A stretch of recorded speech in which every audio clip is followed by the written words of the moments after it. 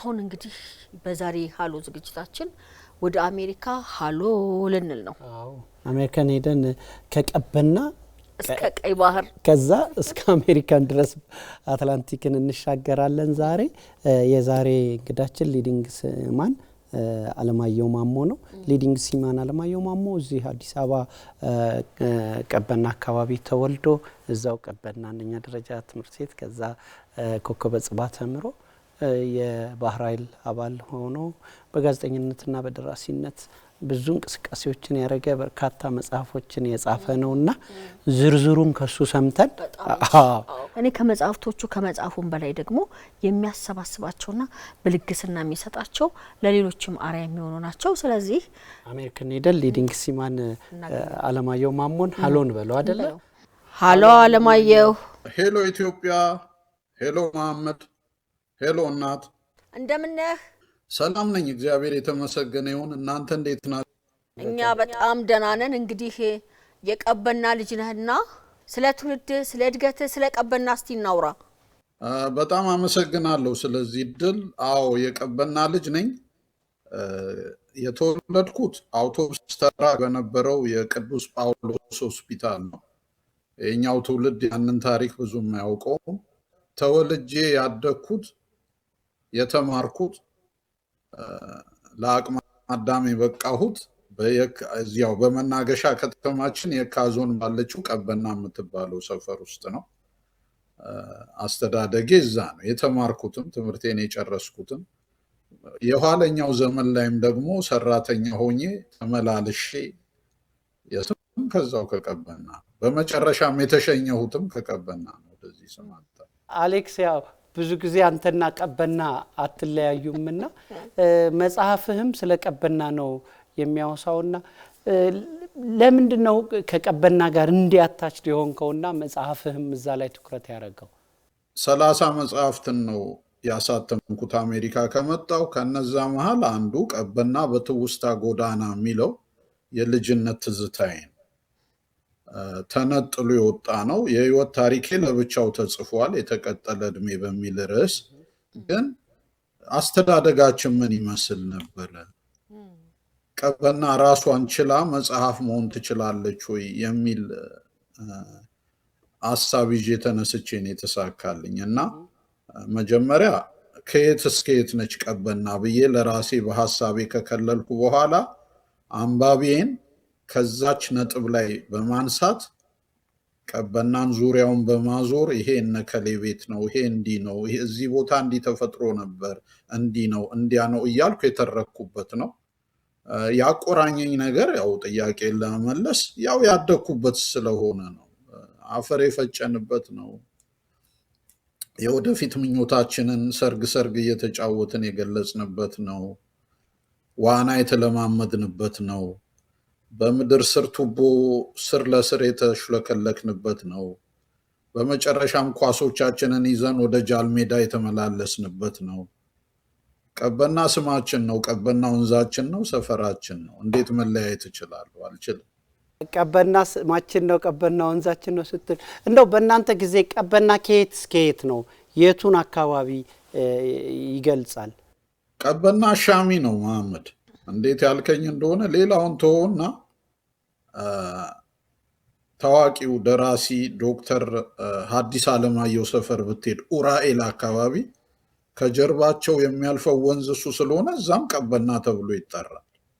በዛ ስሌት ከሄድን ከላይ ከንጦጦ መስክ አንስተን እስከ ገፈርሳ ግድብ ያለውን በሙሉ ቀበና ልንለው ነው። ስለዚህ እኔ ለራሴ ጽሁፍ እንዲመቸኝ ከጀርመን ኤምባሲ ድልድይ ተነስቼ፣ ያቺ ድልድይ ባይዘወይ ብዙ ታሪክ ያላት ናት። አሁንም ታሪከኛ አድርጋቸዋታል። ከዛች ነጥብ ላይ ተነስቼ ሐኪም ሜዳን አስመልክቼ ወደ ላይ ወደ ምኒልክ ዳገቱን ይዤ በመሄድ ካሌብ አደባባይን ዞሬ ተጠምዝዤ በእንግሊዝ ስኩል በእንግሊዝ ትምህርት ቤት በግንፍሌ በ1080 ዞሬ በአቧሬ በኩል ኮከበ ጽባህ በመምጣት ነው የከለልኩት። ይሄ የኔ ነው በነገራችን ላይ እና ያን አካባቢ ነው ያልኩት። ያለበለዛማ ሄደህ አሁን የፀሐዬን ዜማ ብታዳምጥ ከየት ዞረን ከፈረንሳይ ቤላ ይላል። መተን ዋኝተናል ቀበና። ያንን ሁሉ ቀበና ካረግ ነው በቀስ አዲስ አበባን ቀበና አረግናት ማለት ነው። ስለዚህ ለእኔ ጽሁፍ እንዲመቸኝ ያችን ዙሪያ ክልል አስቀምጬ ነው መጽሐፍ የጀመረው። በጣም ደስ ይላል። በጣም ደስ ይላል። አዎ እንግዲህ ስለ ቀበና ስትጽፈውም ቀበናን ጽፈዋል። አሁን ደግሞ በዚህ በወንዞች ልማት በተለየ መልኩ በጣም አምሯል። ከዛ ደግሞ ሀይቅ አለው። ሀይቁንም አይተኸዋልና ስትጽፈው የነበረው መጽሐፉ ላይ የነበረ የቀበና ምኞት ነበረ። ቀበናን የት ቦታ ይደርሳል ብለህ ተመኝተህ መጽሐፉ ውስጥ አካተ። አሁን ደግሞ ምኞትህ እውነት ሆኖልሃል ወይ? ትክክል ነው፣ እውን ሆኗል። ምናልባትም አጻጻፌ ትንቢታዊ ነበረ ብያለሁ። ለምን በ2023 እንደ አውሮፓ አቆጣጠር ማለት ከ4 ዓመት በፊት ነው ለእናቴ ለቅሶ መጥቼ የነበረውና ያኔ ምን ነበረ ይሄንን የወንዝ ዳር ልማት ሉዊጂ ባርኔሮ የሚባል የኮንስትራክሽን ድርጅት ጨረታው እንዳሸነፈ ሰምቼ ነበር። ደስ አለኝ። ምክንያቱም በልጅነቴ ዘመን ከላይ ከ6 ኪሎ ያሬድ ሙዚቃ ትምህርት ቤት አካባቢ እስከ ቀበና ወንዝ የነበረውን የቱቦ ዝርጋታ የሰሩት እነሱ ነበሩ። ጠንካራ ሰራተኞች እንደሆኑ የሚሰሩትን የሚያውቁ እንደሆኑ በልጅነት ልቦናችን እናውቃለን። ስለዚህ አይ ነገር ተስፋ አለው ማለት ነው አልኩኝ ለራሴ። ይሄ አንዱ ነው።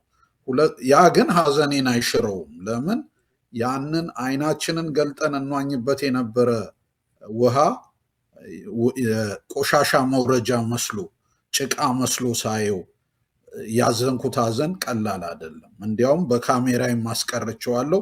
ያ ፎቶ አሁን ድረስ በተለያዩ ድረገጾች ይዘዋወራል። ወራጅ የጭቃ ወንዝ ብዬ የሰየምኩት ማለት ነው። እና አሁን እናት እንዳነሳሹ ሀይቅ ተፈጥሯል። ሀይቁ ደግሞ ለእኔና ለአብሮ አደጎቼ በጣም ልዩ ትርጉም የሚሰጥ ነው። ለምን ካልሽኝ ያቺ ቦታ ሀ ብለን ዋና ያለ አስተማሪ የተለማመድንባት ቦታ ናት። ጀርመን ኤምባሲ ግንብ ስር ያለችው ማለት ነው። እና አሁን ጀልባዎች ሲንሸራሸሩበት፣ ፈንጠር ብሎ ፏፏቴ ሲወርድበት፣ ልጆችም ገብተው ሲንቦራጨቁበት አይቻለሁ። በእውነት አጋጣሚ ቢፈቅድልን ኖሮ እኔና አብሯቼ ዋናውን ብንባርከው ጥሩ ነበር። ያ አልተሳካም። እንግዲህ ምናልባት ለዓለም ወንዞች ቀን ከተገናኘን ወደፊት የዓለም የወንዞች ቀን የሚባል አለ። እሱን ነው አይምሮ ውስጥ የሚይዘው እና ደስ ብሎኛል። ያንን በማየቴ ደስ ብሎኛል። ለአንዳንድ ጓደኞቼ እንደነገርኳቸው ንጽህናን የማይወዱ ቢኖሩ ዝንቦች ብቻ ናቸው።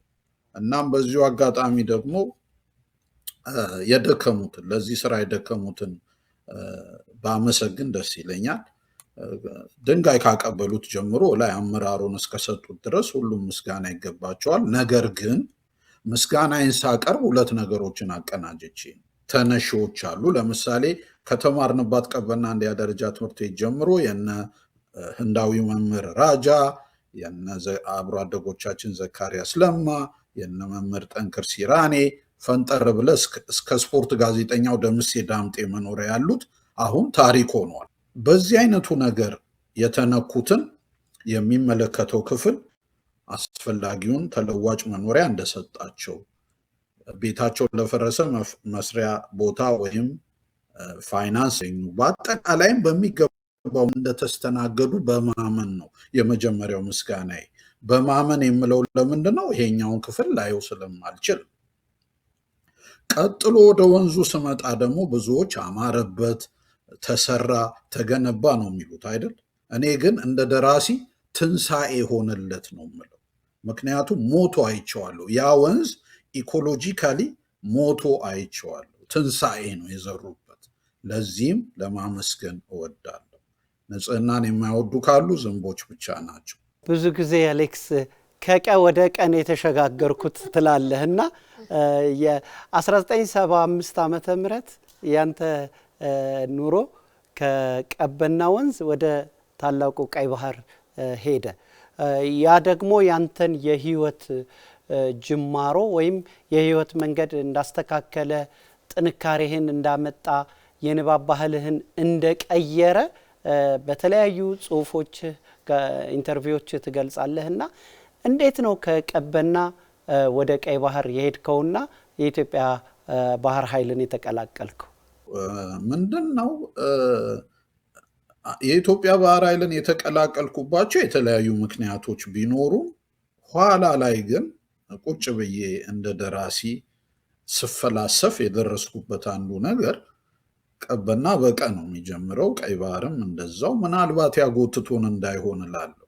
ያን ያልኩት በራሴ ምክንያት አይደለም።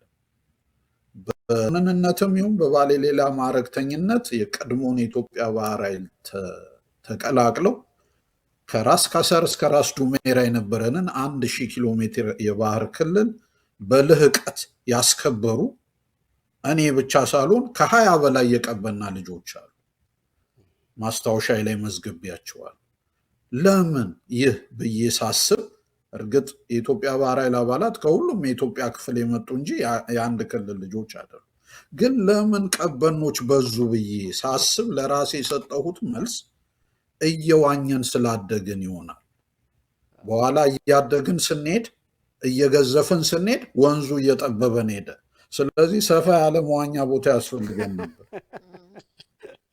እና ለዛ ደግሞ ቀይ ባህርን የመሰለ አላገኘንም። በእውነት በዛም ተደስተናል። ቀይ ባህርን ከነ 85 ከመቶ የጨው ውሃው እንደሚገባ ዋኝተንበታል። እንግዲህ በ1975 ዓመተ ምህረት እኔ ወደ የኢትዮጵያን ባህር ኃይል ልቀላቀል እንጂ ቀደም ብለው የሚሆን ዘግይተው እንደነ ሌፍተናንት ብርቱካን፣ ፒቲ ኦፊሰር ጸጋዬ ጉርሙ፣ ሊዲንግ ሲማን ሲሳይ ወርቁ፣ ሊዲንግ ሲማን ሸዋንግዛው ሽፈራው፣ ሌሎችም ወደዛ መጥተው አገልግለዋል። የማትተካውን ውድ ህይወታቸውን አሳልፈው የሰጡ እንደነ እስክንድር ተሰማ ያሉ አብሮ ተማሪዎቻችንም አሉ። እነዚህ ላይመለሱ አልፈዋል ያንን ዓላማ እዳር ለማድረስ እና እኔና ጥቂቶች ተመልሰን የመጣ ነው እግዚአብሔር ለእንዲህ አይነቱ ቀን ስለጠበቀን ብቻ ነው እንጂ ውድ ዋጋ ነው የከፈል ነው ለተሰጠን ተልእኮ። አሌክስ ከባህር ኃይል ከተሰናበትክ በኋላ ወደ ጋዜጠኝነቱ ነው የመጣኸው። እንዴት ሆነ? ጋዜጠኝነት በፊትም ውስጥ ነበረ ወደ ጋዜጠኝነቱና ደግሞም እንደተሸለምክም ሰምተናል። አዎ ልክ ነው። የኢትዮጵያን ባህር ኃይል ከተሰናበትኩ በኋላ በጥቂት ሽግግር ውስጥ ወደ ጋዜጠኝነቱ ነው የገባሁት። ጥቂት ሽግግር የምለው ለጥቂት ጊዜ በአንድ የጥርስ ሕክምና ክሊኒክ ውስጥ ረዳት ሆኜ እሰራ ስለነበር ነው በተማርኩት ሙያ። ሐኪሞቹ መደበኛ ስራቸውን ጨርሰው ከስራ በኋላ መጥተው እስኪያክሙ ድረስ ቢሮ ከመጠበቅ ያለፈ ስራ አልነበረኝም እና ያኔ በርካታ መጽሔቶች፣ ጋዜጦች ይታተሙ ነበር። ለነሱ ጽሁፎች ማዋጣት ጀመርኩ። ያ ነው ቀስ በቀስ ወደ ጋዜጠኝነት ስራ የሳበኝ እንጂ እኔ ጽፌ ቆርሳለሁ ብዬ አንድም ቀን አስቤም አልሜም አላውቅም በፊት። ይህን መሰረት የጣለው ደግሞ አስተዳደጊ ነው። መጀመሪያ በልጅነቴም በጣም ማንበብ እወድ ነበረ። ባልታሰበ ሁኔታ ነው ወደ ጋዜጠኝነቱ ዓለም የመጣሁት። አንድ ቀን የአዲስ ዘመን ጋዜጣ አዘጋጅ የነበረው ደምሴ ጽጌ ወደ ቢሮው ጠራኝ። የሄድኩት መልስ ልሰጥ ነው። ምክንያቱም ያስተማሩኝ በሙያው ጉምቱ የሆኑ ሰዎች እንደሚሉት ፊደሎችን ከመጠበቅ ፍየሎችን መጠበቅ ይቀላል እና ምን ስተት ሰርቼ ነው ብዬ ሲሄድ እሱ ግን ጽሁፎችን እንወዳቸዋለን ለምን ከኛ ጋር በፍሪላንስ አትሰራም አለኝ።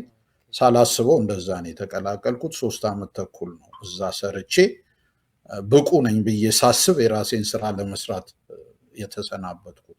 አዎ ያን ጊዜ ኮከብ ጋዜጠኛ ተብዬ ጊዮን ሆቴል በተካሄደ ዝግጅት ላይ በወቅቱ የማስታወቂያ ሚኒስትር ኋላም የሪፐብሊኩ ፕሬዝዳንት ከነበሩት ዶክተር ነጋሶ እጅ ተሸልሜያለሁ። በጣም ደስ ይላል። ከጋዜጠኝነቱ በኋላ ቀጥታ ወደ ደራሲነቱ ነው የገባው። ምናልባት ጋዜጠኛም ሆነ የድርሰቶቹን ስራ ትሰራ ይሆናል። ወደ ድርሰት ለመግባት የባህር ኃይል አባል መሆንህ፣ ባህር ላይ ብዙ ጊዜ ቆይታ ማድረግ ልዩ አስተዋጽኦ አድርጎልክ ይሆን? ወደ ድርሰትስ ከገባህ ምን ያህል መጽሐፎችን ጻፍክ?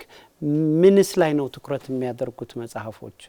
አዎ ባህረኛ የነበርኩ መሆኔ ብዙ ማንበቤ ለመጻፌ ጠቅሞኛል። ምክንያቱም በተደጋጋሚ እንደሚባለው የሚያነብ ጸሐፊ ታይቶም ተሰምቶም አይታወቅም። ግን ያ የልጅነት ልማዴን ያዳበርኩበት። እዛ ደግሞ ብዙ መጽሐፎች ስላልነበሩን በተለይ ባህር ላይ አንዲት መጽሐፍ ከመጣች መርከቡን በሙሉ ዞራ ተነባ እስክትመጣ ድረስ ተገነጣጥላ ግብአተ ባህሯ ነበር የሚፈጸመው። በጣም አንብበናል፣ ብዙ አንብበናል፣ አንባቢዎች ነበርን። በተለይ የኔ ክልል ደግሞ ከኔ ጋር አብረው የመጡት ልጆች ፔቲ ኦፊሰር ዘነበ ወላን ጨምሮ በጣም አንባቢዎች ነበርን። አንድ ክብ አንድ ሰርክል ውስጥ ነው የምንተኛው፣ የነበረውም አንድ መኝታ ቤት ነው። እናነብ ነበር። ያ የተወሰነ ድጋፍ አድርጓል ማንበቤ። በኋላ ስንቅ ሆኖልኛል። ልክ ሰው ባንክ ውስጥ ያስቀመጠውን ገንዘብ በፈለገ ጊዜ እያወጣ እየመነዘረ እንደሚጠቀምበት ለእኔም የቃላት ሀብቴ እንደዛ ሆኗል ብዬ አስባለሁ። አንድ ሁለት እዛው ስራ ላይ ያለሁኝ እዚህም እዛም እየተሯሯጥኩ ያገኘኋቸው ስልጠናዎች አግዘውኛል። አሁንም ቢሆን በማስታወቂያ ሚኒስቴር ስር የነበረውን የኢትዮጵያ ፕሬስ ድርጅት ያንን ግዙፍ መስሪያ ቤት አዲስ ዘመንና ሄራልድ የሚባሉ ዕለታዊ ጋዜጦችን፣ የዛሬቱ ኢትዮጵያ የሚባል ሳምንታዊ ጋዜጣ፣ አልዓለምና በአረብኛ በሪሳ በኦሮምኛ ያሳትም የነበረ የካቲት የሚባል ወራዊ መጽሔት የነበረው ግዙፍ መስሪያ ቤት አሁን ሳስታውሰው ባለውለታ ነኝ። የኪስ ገንዘብ እየሰጠ ስነ ጽሁፍን እንዳሰለጠነኝ ማዕከል ነው የምቆጥረው። የእኔ ዩኒቨርሲቲ ነው። ወደ መጽሐፎቹ ቁጥር ስንመጣ እዚህ ከመጣሁ እስከ አለፈው 2023 እንደ አውሮፓ አቆጣጠር ድረስ 30 መጽሐፍትን ጽፌ ለገጸ ንባብ አብቅቻለሁ። አገር ቤት ለመታተም ዕድል ያገኙት ከ9 አይዘሉ። ምን ላይ ያተኩራሉ ላልከኝ በሁለት ክንፍ ነው የሚበሩት። በአንድ በኩል በጠቅላላ እውቀት ላይ የሚጠበቡ፣ በሌላ ወገን ደግሞ ለነፍስ እውቀት የሚበጁ ብዬ ነው የምከፍላቸው። በጠቅላላ እውቀት ላይ የሚጠበቡት ግለ ታሪኬ፣ ቀበና ብለን ያነሳ ነው፣ ኑሮ በአሜሪካ፣ ሌሎቹም ሊሆኑ ይችላሉ። ለነፍስ እውቀት የሚበጁ የምላቸው ደግሞ እኔ በግሌ የጌታ ኢየሱስ ክርስቶስ ወንጌል ተከታይ ነኝ። መጽሐፍ ቅዱስን እኔ በገባኝ መልኩ የምተነትንባቸው መጽሐፍት አሉ። አጻጻፌ ከሌሎች የሚለይበትም የራሱ ምክንያት አለው፣ ላሰምርበት እፈልጋለሁ። ያን መጽሐፍ በገባኝ መልኩ እየተነተንኩ ይሄውላችሁ የገባኝ ይሄ ነው እላለሁ እንጂ በእኔ ያለውን እምነት ለማተለቅ ሌሎችን አላንኳስስም በጭራሽ። ይሄ የእኔ አቋም አይደለም፣ መታወቂያም ይሄ ነው። ለዚህ ይመስለኛል መጽሐፎቹ ከኛ ግቢ ይልቅ ሌሎች ዘንድ በሰፊው ተነባቢ የሆኑት። በጣም ደስ ይላል። አዎ እንግዲህ አሌክስ 30 መጽሐፍ ጽፎ ማሳተም ፈተናው ቀላል አይሆንምና እንዴት አለፍከው? አንባቢዎችስ ምን አይነት አስተያየቶች እየሰጡ ናቸው? አዎ ቀላል ፈተና አይደለም። በተለይ ሲጀመር መጀመሪያ ላይ መጥቼ በሁለት እግሮቼ እስክቆም ድረስ፣ በተለይ ደግሞ ወደ ትዳር ዓለም ከገባው በኋላ ፈተና ነበረው። ሌሊት እየተነሳው ጽፍ ስለነበር ድንገት እየነቃሁኝ ባለቤቴ አጠገቧ ስታጣኝ እየደነገጠች ሮጣ እኔ ጋ ትመጣ ነበር። በኋላ ልክ እኔ ይሄንን ተግዳሮት እንደለመድኩት ሁሉ እሷም ለመደችውና ተወገደ። ሙሉ በሙሉ መስመር ውስጥ ከገባው በኋላ ደግሞ ሌሊት በሰላም እየተኛው ቀን ቀን በስራ ሰዓት የሻይ ሰዓቴን ያገኘኋትን ቀዳዳ ሁሉ መጠቀም ጀመርኩኝ። የራሴን ላፕቶፕ ይዤ ስለምጽፍ ፍጥነት ጨመርኩኝ። በቀን 1 ገጽ መጽሐፍ የሚለውን ፍልስፍና ለራሴ ሰጠሁት። ማለት በቀን 1 ገጽ መጽሐፍ ከቻልኩ በአመት 365 ገጽ ያለው ዳጎስ ያለ መጽሐፍ ማሳተም እችላለሁ ማለት ነው። በእንደዛ አቅልዬ ስለገባሁበት ከዛ በኋላ ኑሮ ሆነ። የኑሮዬ አንዱ አካል ሆነ። የሚያዝናናኝ ነው፣ የሚያስደስተኝ ነው፣ ብዙ እንዳነብ እንድመራመር የሚያደርገኝ ነው እና ተግዳሮትነቱ ቀርቶ መዝናኛ ሆነ። ምናልባት የቀበናን ዋና ተካ እንበለው። አሁን ከቀበና ስለተነሳን ትርፍ ጊዜ ባገኘን ቁጥር ወደ ቁልቁል ነበር የምንወርደው ወደ ወንዙ። አሁንም እኔ ትርፍ ጊዜ ባገኘው ቁጥር ብዕሬን ነው የማነሳው። በሌላ አነጋገር ወደ ላፕቶፔ ነው የሚሄደው ማለት ነው። አንባቢያን ምን ምላሽ ይሰጡዋል አልሽው? ይሄ ታርሶም ተሸምቶም ነው። ለምን ከተባለ እንግዲህ የኛ የማንበብ ባህል ወጣ ገባ ነው። ፈጽሞ ወደ ንባብ ያልመጡ ሰዎች አሉ። እነሱን ለማምጣት የማደርገው የራሴ ጥረት አለ። በማገኛቸው መድረኮች ሁሉ የንባብን አስፈላጊነት እናገራለሁ። እንዲሁ ደግሞ ጥንፍፍ ያሉ አንባቢያን አሉ። ማንበብ ብቻ አይደለም፣ መስመር በመስመር አንብበው ይሄን ስትል ምን ማለት ነው እስከ ማለት የሚሄዱ እነሱ የኔ ደጀኖች ናቸው። አሁንም ድረስ እዚህ አሜሪካ ላይ እንኳን የራሴን ከባቢዎች የራሴን አድናቂዎች ፈጥሬያለሁ። መጽሐፍ ምረቃ አድርግ በነበረ ጊዜ ቀድሜ የምጠራቸው፣ አሁንም አንዳንድ ነገሮች ማድረግ ስፈልግ ቶሎ ማማከራቸው እነሱ ናቸው እና ምላሹ ጥሩ ነው። በጣም ደስ ይላል። በቀጣይስ 31፣ 32፣ 33 እኛ መጽሐፎችን እንጠብቅ። በምንስ ቋንቋዎች ነው እየጻፍክ ያለው? በአማርኛ ብቻ ነው? በሌሎች ቋንቋዎችስ እየጻፍክ ነው? ብዙ ጊዜ ያው የኛ መጽሐፍት በአማርኛ ስለሚጻፉ ለሌሎች አይደርሱምና 30 መጽሐፍት የተጻፉት በአማርኛ ነው። እዛ ላይ ጨርሻለሁ ብያለሁ። እኔ ለራሴም ቃል የገባሁት ለኢትዮጵያ ስነ ጽሁፍ 30 መጽሐፍት ማበርከት አለብኝ የሚል ነበር። እንደ ስዕለት ቁጠረው። ሳንናገር የሚሰማ አምላክ ደግሞ ይህንን እንዳደርግ ብርታቱን ጤንነቱን ሰጥቶኝ፣ ይሄ ብቻ አይደለም የኔን አጻጻፍ የሚለየው። ብዙዎች አሜሪካ እየኖርክ 30 መጽሐፍ ከሚሉት ውጪ ሊያስደንቃቸው የሚገባ አንድ ነገር አለ። ከ14 በላይ የአሜሪካ ከተሞችና ቶሮንቶ ካናዳን ጨምሮ እስካሁን ድረስ ወደ 160 የሚደርሱ ለጽሁፍ ተነሳሽነት ያላቸውን ሰዎች እየሰበሰብኩ ከዓይናቸው ላይ ቅርፊት የሚጥል አጫጭር ስልጠና ሰጥቻቸዋል። ያችን ቁም ነገር አድርገው 6ኛ መጽሐፍ ላይ የደረሱ ወጣት ጸሐፍት አፍርቻለሁ። ስለዚህ እኔ ምርኩዝ ከመያዜ በፊት የሚተኩኝን አዘጋጅቻለሁ ማለት ነው። የሚለየኝ ይሄ ነው። ወደ ቋንቋው ስመጣ እንግዲህ የመጨረሻው መጽሐፌ ከታተመ በኋላ ጨረስኩ ብዬ አልተቀመጥኩም። የሚመጡልኝን ሀሳቦች በእንግሊዘኛ ነው የማሰፍራቸው ማስታወሻዬ ላይ። ለምን ከተባለ አንድም እዚህ ሀገር ብዙ ከመቆየቴ የተነሳ አሊያም ባህረኛም ሆኜ የስራ ቋንቋችን እንግሊዘኛ የነበረ በመሆኑ ይልቁንም ባገኘሁት አጋጣሚ ሁሉ ትምህርት ቤቶች እየገባሁ እውቀቴን ስላዳበርኩ አሁንም ትምህርት ላይ ነኝ። በነገራችን ላይ ምንም አይል እነሱን አስመስዬ ባልጽፍ እንኳን ቢያንስ ተጠባባቂ መሆን አያቅተኝም በሚል ድፍረት ገብቼበታለሁ። 5፣ 6 ወይም 7 የሚሆኑ ረቂቆች ተዘጋጅተው አልቀዋል። በተለይ አንዱ ህይወትን ከሩጫ ጋር የሚመስለው፣ ያው ህይወት ሩጫ ነው እንደምታውቁት። ስንሮጥ ውለን ስንሮጥ ነው የምናድረው። ወደ መንፈሳዊም ዓለም ሲኬድ ሩጫዬን ጨርሻለሁ ነው የሚሉት ሲያጠናቅቁ። እና ያንን ከሯጮቻችን ስኬት ጋር አቀናጅቼ የተቀኘሁበትን መጽሐፍ ለአትሌት ሻለቃ ኃይሌ ገብረስላሴ አስተያየቱ እንዲያሰፍርበት ሰሞኑን ልኬለታለሁ። ተስማምቶ ስለነበር ነው። ወዳጅ ኃይሌ ይህንን ፕሮግራም የምትከታተል ከሆነ የኢትዮጵያ ሕዝብ እየሰማ አስታውሻለሁ ማለት ነው። እና እነዚህ መጽሐፍት ቀስ በቀስ ወደ ንባብ ይመጣሉ። እንግዲህ ከሀገር አቀፍ ተነባቢነት ወደ ዓለም አቀፍ ተነባቢነቶችን እያሰፋው ነው ማለት ነው። አሌክስ፣ ከመጽሐፉ ባሻገር መጽሐፍቶችን እያሰባሰብክ በልግስና ትሰጣለህና እስቲ ደግሞ ስለዚህ እናውራ። ልክ ነው። እንግዲህ በተለይ በተለምዶ ኮሮና የሚባለው ወረርሽኝ መጥቶ ከነበረ ወዲህ የጀመርነው በጎ ስራ ነው ይሄ። እዚህ ያሉ አንባቢዎችን ወዳጆችን እስቲ የማታነቧቸውን ቤት ዝም ብላቸው ያስቀመጣቸዋቸውን መጽሐፍቶች ሰብስቡ እና ወደ ሀገር ቤት እንላካቸው በሚል ነበር የጀመርኩት።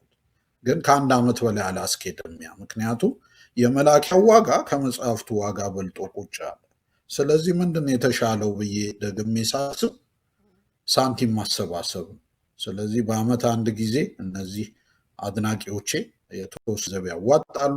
ያን ገንዘብ ሀገር ቤት ልከን ከሀገር ቤት ገበያ ላይ መጽሐፍቱን እንገዛና ወደ ማረሚያ ቤቶች፣ እስር ቤቶች፣ አሁን ደግሞ ቀስ በቀስ እየበቀሉ እንዳሉ እንደ የአረጋውያን መጦሪያዎች፣ ፍቃደኝነቱ ያላቸው ሆስፒታሎች፣ ማገገሚያዎች እንደዚህ እየተላኩ ሰዎች እንዲያነቧቸው እያደረግን ነው። የበኩላችንን ለማድረግ ነው። መቼም ሰው ያለውን ነው የሚልከው። አሁን ሰዎች ቀንና ከሌሊት ተግተው ጠብን እንደሚልኩ አውቃለሁ። ጠብን የሚጭር ቃል ፕሮግራም ያዘጋጃሉ፣ ይጽፋሉ። አልፈርድባቸውም። ውስጣቸው ጠብ ስለሆነ ነው። ሰው የሌለውን ሊሰጥ አይችልም። እኔና ጓደኞቼ ደግሞ በየአመቱ መጽሐፍትን እንሰጣለን። ያለን ነው፣ ሌላ ምንም ነገር የለንም። በዚህ ደስተኞች ነን።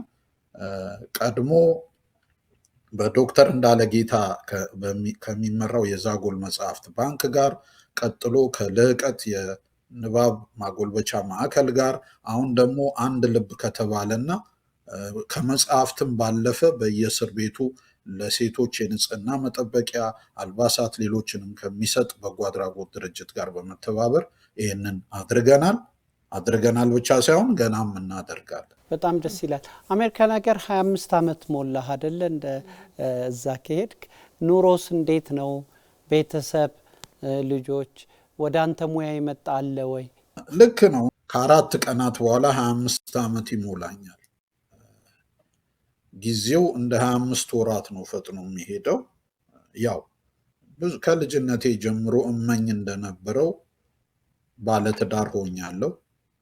ከልጅነቴ ጀምሮ እመኝ እንደነበረው አንድ ወንድና አንድ ሴት ልጆች አሉኝ። ትልቋ በዚህ ዓመት ተመርቃለች ከዝነኛው የል ዩኒቨርሲቲ።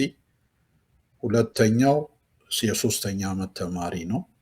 ወደ አንተ ሙያ የመጣለው ይላልከኝ፣ አዎ የአካዳሚክ ጽሁፎቻቸውን ሲጽፉ ያዘንባሌ እንዳላቸው አያለው። በተለይ ትልቋ ልጄ ደግሞ በአንድ ወቅት የትምህርት ቤቷ መጽሔት አዘጋጅ ነበረች። ምናልባት ወደፊት ትገፋበት እንደሆነ አላውቅም፣ ግን የሚገፉበት ከሆነ ለመደገፍ ዝግጁ ነኝ። ከዚህ ሁሉ ባሻገር አብዛኛውን እድሜን የጨረስኩት በትምህርት ነው። ከ2007 እንደ አውሮፓ አቆጣጠር ጀምሬ እስካሁን ድረስ እንግዲህ ኦልሞስት 20 ዓመት ሊሆነኝ ነው። ካለፈ አገደም እንዲያው ቢያንስ አንድ ክፍልም ቢሆን እየወሰድኩ ያልተማርኩበት ጊዜ የለም። ያንን ይመሰክር ዘንድ ደግሞ አስቀድሞ ከሞንትጎሞሪ ኮሌጅ በጠቅላላ እውቀት የአሶሺየት ዲግሪ፣ ኦሃዮ ክርስቲያን ዩኒቨርሲቲ በመጽሐፍ ቅዱሳዊ ጥናት ሌላ የአሶሺየት ዲግሪ፣ እንዲሁም ዊሊያምስበርግ ኬንታኪ ከሚገኘው ዩኒቨርሲቲ ኦፍ ዚ ካምበርላንድስ በተልእኮ የባችለርስ ዲግሪ አግኝቼ አሁን ደግሞ በመናገሻይቱ ከሚገኘው የአሜሪካ ዩኒቨርሲቲ በልዩ ትምህርት የማስተርስ ትምህርቴን እየተከታተልኩ ነው። እግዚአብሔር ቢፈቅድ ብንኖር በዚህ የአውሮፓውያኑ ዓመት መጨረሻ አጠናቅቀዋለሁ ማለት ነው። በጣም ደስ ይላል። እንደው ባህርንም ወንዝንም እንዳየ ሰው የመጨረሻ ጥያቄ፣ ብዙ ጊዜ ትልልቆቹ ደራሲያንና ወንዝ ይገናኛል አይደል? አሁን የእንግሊዞቹ ስልጣኔ ቴምስን ያነሳል፣ አውሮፓውያኖቹ ቮልጋን፣ የተለያዩ ትልልቅ ወንዞችን ያነሳሉና ወንዞችን መንከባከብ፣ ውሃን፣ ተፈጥሮን ማጥራት የስልጣኔም ከተፈጥሮም ጋር የመገናኘት ምልክት ነውና አሁን አዲስ አበባ ላይ አብዛኞቹ ወንዞች እየጠሩ ነው፣ ለወንዝና ሰው እየተዋደደ ነው እና እንዲህ አይነት ነገሮችን እንዴት ታያቸዋለህ አንተ? ባህር ላይም እንደኖረ ቀበናም ዋኝቶ እንዳደገ ሰው። አዎ እንግዲህ ምልክ ከተሞች እንደ ከተማነታቸው ሙሉ በሙሉ መጽዳትና መዋብ አለባቸው። መቼም አንድ ቦታ ላይ ቆመን መኖር አንችልም። አንድ ጊዜ አዲስ አበባ ላይ 150 ዓመት ተኝተህ ብትነቃ እንዲሁ እንዳለች ታገኛታለህ እንዳለው ሰው ሆነን ነው የኖር ነው። አሁን ያንን ቀንበር የሰበርን ይመስለኛል። ሚዛናዊነቱን በጠበቀ ሁኔታ ይሄንኑ መቀጠል አለብን። ግን ይሄን ስል ቅድም ያልኩትን ነገር ያስታውሰኛል። አሁንም በፈሪሃ እግዚአብሔር እንደሚኖርና ለድሃ አደጎች ግድ እንደሚለው ሰው ልማቶቻችንን ስናካሂድ በዛ ምክንያት የሚፈናቀሉትን፣ አጥር ድንበራቸው የሚጠበውን፣ በአንድም በሌላም ምክንያት ተጽዕኖ የሚያድርባቸውን ሰዎች አብረን መንከባከብ በመዘንጋት የለበትም። ያኔ ነው ደስተኛ ማህበረሰብ የምንፈጥረው። ከተሞቹ ሙሉ በሙሉ ስናጸዳ፣ በተለይ ለወንዞች ደግሞ የተለየ ትኩረት መስጠት ያለብን ለምንድን ነው? ወንዞች ዘርፈ ብዙ ነው ጥቅማቸው። ቀበናን እንዳያችሁት አሁን ግድብ አለው። ለተለያዩ መስኖዎች ለልማት ሊውል ይችላል። መዝናኛ ነው። ላዩ ላይ ጀልባ እየተቀዘፈበት ነው። ሰዎች እየዋኙበት ነው። ዙሪያውን የተሰራው መጫወቻ ሜዳም ላይ ልጆች እየቦረቁበት ነው። ልጆች ሲቦርቁና ሲጫወቱ ማየት በነገራችን ላይ የሰላም ምልክት ነው። ያን በማየት ማንም ቅር የሚሰኝ የለም። ስለዚህ ወንዞቻችንንና ስልጣኔያችንን ለማያያዝ ከቶ አልረፈደም። ጥቂት ወደኋላ ልውሰዳችሁ። ድሮም እኮ የነበረው ፍልስፍና ይሄ ነው፣ አቅሙ አልነበረም እንጂ። በጣሊያን ወረራ ወቅት ሊያግዙን የመጡት የሶቪየት ህብረት የቀይ መስቀል አባላት እንዲሰፍሩ የተደረገው አሁን ዳግማዊ ምኒልክ ሆስፒታል የተሰራበት ቦታ ላይ ነው። ለምን ተብሎ ከተጠየቀ የሕክምና ቡድኑ አንድም የሚጠጣ ደግሞም መሳሪያዎች የሚጸዱበት ንጹህ ውሃ ያስፈልገው ስለነበር፣ በዛ ስሌት ከሄድን በዛ ዘመን የቀበና ውሃ በእጅ ተጨልፎ የሚጠጣ ነበር ማለት ነው። ቀጥሎም ኤምባሲዎቹን ተመልከቱ። ከጀርመን፣ ጣሊያን፣ ፈረንሳይ፣ ፈንጠር ስትሉ የሩሲያ፣ እንግሊዝ፣ ኬንያ፣ ቤልጅየም እያለን መቀጠል እንችላለን። አብዛኞቹ ኤምባሲዎች እንዲሰሩ የተደረገው ወንዞች ዳር ነበር። ከዛ ጋር ይያዛል። እንዲያውም አፄ ምኒልክ ድልድዮችን እንዲሰሩ ጭምር ነው ያደረጉት የሚሉ የታሪክ አጥኚዎችም አሉ። ለምን ከተባለ ጀርመኖች የጀርመንን ኤምባሲ፣ ሩሲያውያን ደግሞ ኮከበ ጽባህ ፊት ለፊት የነበረውን ድልድይ ሰርተዋልና ለራሳቸው ሲሉ እና በወንዞች ዳር ብዙ ማድረግ ይቻላል። እኔም በወንዞች ዳር ልማት ደስተኛ ነኝ። ስመጣ ደግሞ ሰፊ ጊዜ ወስጄ እንደምጎበኘው ምናልባትም ቀበና በትውስታ ጎዳና የሚለውን መጽሐፍ አሁን የሆነውን ምዕራፍ በአዲስነት ጨምረንበት እንደ አዲስ አሳትመነው ፏፏቴው አካባቢ እንደምናስመርቀው፣ አብሮ አደጎች ዳግም እንደምንገናኝ፣ ከፀሐይም ጋር ቢሻን ቀበና እንደምንል ተስፋ አለኝ በሕይወት እስካለን ድረስ። እኛም ተስፋ እናደርጋለን። ለሰጣን ጊዜ እጅግ በጣም ነው የምናመሰግንህ። ስትመጣ ደግሞ እዚሁ ቤታችን እንጋብዛለን። በሰላምና እሺ፣ በጣም አመሰግናለሁ ስለተሰጠኝ እድል። መሐመድ፣ የእናት ፈንታ፣ ከጀርባችሁ ያሉትን የቴክኒክና የካሜራ ሰዎችን ጨምሮ ቡድናችሁን በሙሉ ስለዚህ እድል አመሰግናለሁ። ተመልካች አድማጮቻችሁንም እንደዚሁ ሰላም ያገናኘን። ሰላም ያገናኘን። ሰላም ያገናኘን። እናመሰግናለን። እሺ፣ ሰላም ሁኑ እንግዲህ።